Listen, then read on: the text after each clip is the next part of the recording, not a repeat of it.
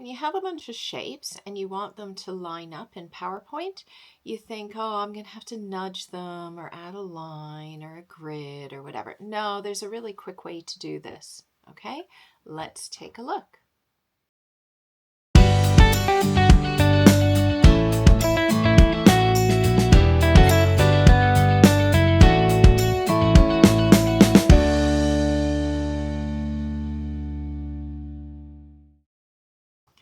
So what you do is you select multiples.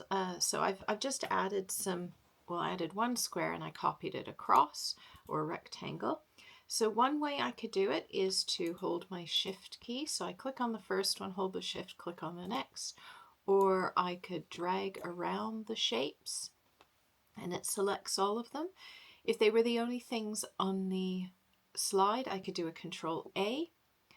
And then up at the top, you can see on the Home tab, I do have an Arrange, but it is also in shape format. And within Arrange, I have a line. And in a line, I've got lots of choices, and I love all of these. So I'm going to align them to the top.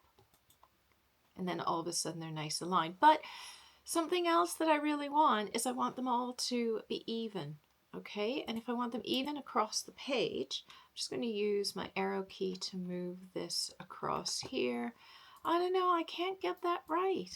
So I want them evenly across the page.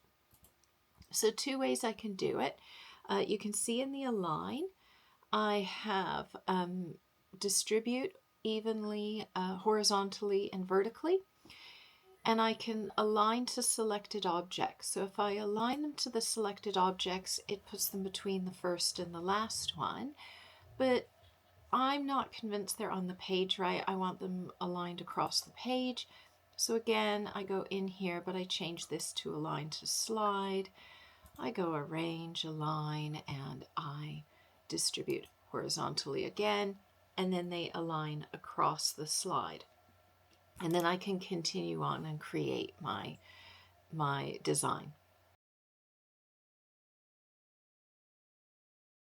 And if you found this video useful, helpful, informative, please do click on that like button.